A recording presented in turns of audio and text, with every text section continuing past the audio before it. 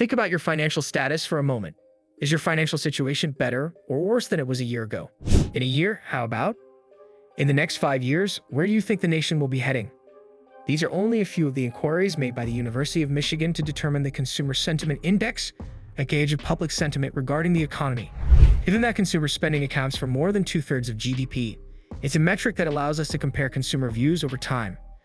Nonetheless, there's a general feeling that the public's perception of the economy and the broader economic picture are at odds. Consumer sentiment is below pre-pandemic levels despite lowering inflation, a robust labor market with record low unemployment, and equities that are still in a bull market. When asked about nearly anything concerning the economy, people tend to react quite viscerally, saying that everything is terrible, despite a fair amount of facts showing that things are gradually improving. Furthermore, there have been other consumer sentiment indicators that conflict with solid economic facts. In February, a New York Times/CNN college poll found that 40% of participants thought the economy was doing worse than a year ago, while only 23% thought it was better for consumers. They are telling us what they see, not necessarily what macroeconomic data are telling us when they say they think the economy is average. Why, therefore, does consumer sentiment not align with economic reality? What are some of the contributing elements to this separation? And why might this be a major influence in this year's U.S. presidential election? The operation of the Consumer Sentiment Index.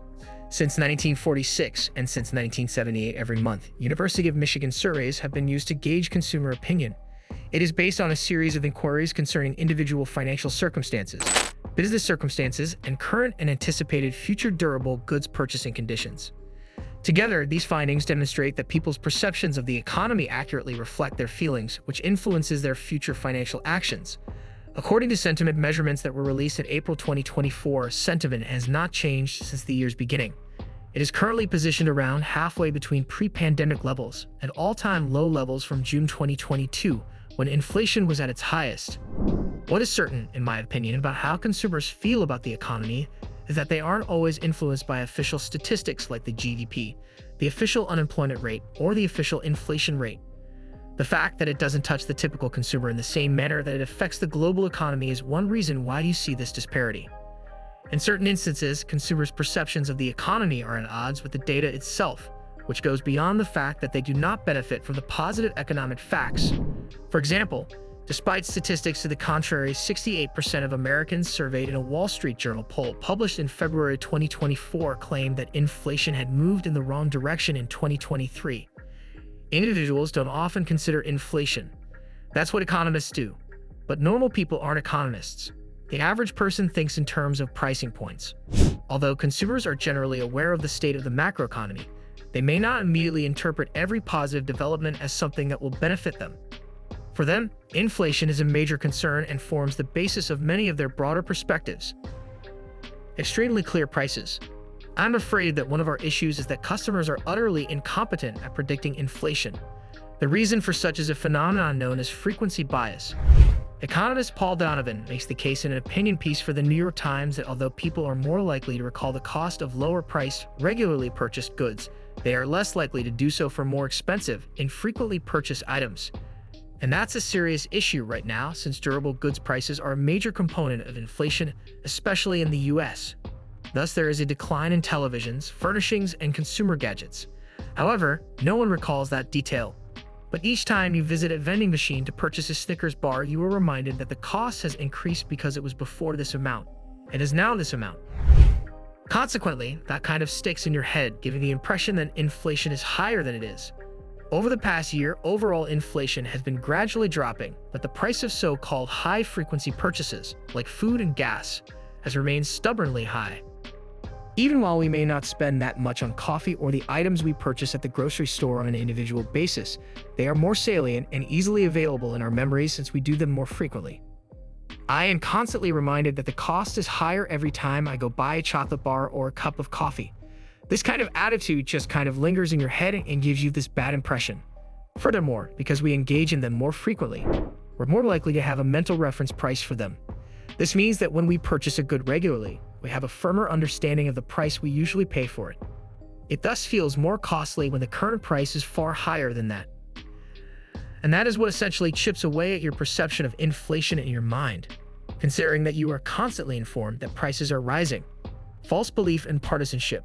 When people first explained inflation to us in 2020 and 2021, they would refer to it as temporary and say things like, we expect inflation to go down shortly. They'd also have. Thus, disinflation has been the general experience of the United States for the past 1.5 years. While prices are still rising overall, they are usually rising far more slowly than they were 12 to 18 months ago.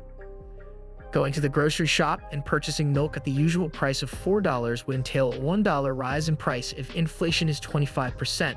Am I correct? So $1 represents 25% of those $4. Thus, it may increase to $5. Consequently, the cost is rising. Even if it's rising more slowly than it has in the past, it is nonetheless rising.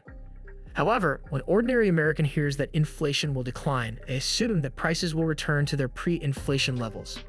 Deflation is what customers want, at least on an emotional level. They desire a decrease in prices. Naturally, you respond with something like, prices are going in the wrong direction. Inflation is not trending in the right direction. However, that confuses various concepts. Therefore, I do believe that ordinary customers become dissatisfied when they visit the grocery shop, and in particular, when they see prices that are the same or marginally higher than they were the previous year when they were hoping that the costs would drop. And that's what, in my opinion, leads to a lot of friction when economists claim that inflation is improving, but consumers who are rooting for deflation don't believe them. It has been a long, in my opinion, for consumers to truly comprehend that. And they're still telling us that they're affected negatively by high costs, even though they've witnessed a slowdown in inflation and believe it will continue to do so. A portion of the gap can also be attributed to the widening political differences in the U.S., especially regarding the divergent perspectives held by Republicans and Democrats regarding the state of the economy. Based on historical data, we can see that voters affiliated with the party holding the presidency tend to exhibit more positive emotion than voters from other parties, with independent voters falling somewhere in the middle. And that's just what we observe right now. According to sentiment and opinion polls, registered Republicans have an extremely pessimistic outlook on the state of the economy. However, registered Democrats are fairly bullish, and there is a significant gap here. It surpasses the difference between younger and older consumers, as well as those with and without a college degree. Therefore, some partisanship can help to explain why there is a discrepancy between the state of the economy and the mood of consumers. What comes next? Naturally, the situation we currently find ourselves in is that even though a good number of prices are beginning to level off, individuals are still recalling their pricing from 18 months ago and believing that to be the reasonable amount. This is more than that just price too. Customers, in my opinion, are still adjusting to the notion that things have changed. Things won't be returning to as they were. It will become less painful to pay those costs as incomes rise and people's purchasing power rises. It's not something that can alter quickly, but I believe that people will grow accustomed to it as we pay them often. People's perceptions of frequent price increases would likely lessen, which may improve their moods slightly on the state of the economy. Eventually, we reevaluate what we consider to be the appropriate price point.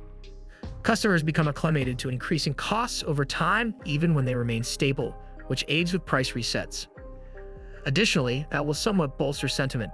The closing of the gap between consumer sentiment and economic reality may also be a key factor in deciding how the U.S. presidential election turns out in November. This year looks promising for consumer sentiment because there is a great deal of ambiguity that we know will be cleared up by the end of the year, the presidential election, of course. It's amazing how widespread this negativity is despite the data. And it's a little concerning if you're Joe Biden. When casting their ballots, voters frequently follow their instincts. For this reason, factors such as high-frequency costs are quite important in the election. Even if it's not true, if you think inflation is still an issue and your quality of living is reduced, you're probably going to feel quite badly about the current administration. Furthermore, considering that the general campaign season is longer than in the past, I believe that consumers' perceptions of the economy may change during this, bumpy journey. Thus, this is why I believe that the U.S. election in November could be won or lost in the Walmart aisles, because high-frequency purchases like food and the family grocery bill will have a significant impact on people's perceptions of how their lives are going. Considering that feeling is currently kind of in the middle, anyone can win this game. Thanks for watching. Don't forget to like, subscribe, and hit the bell icon to stay updated with our latest content. See you in the next video.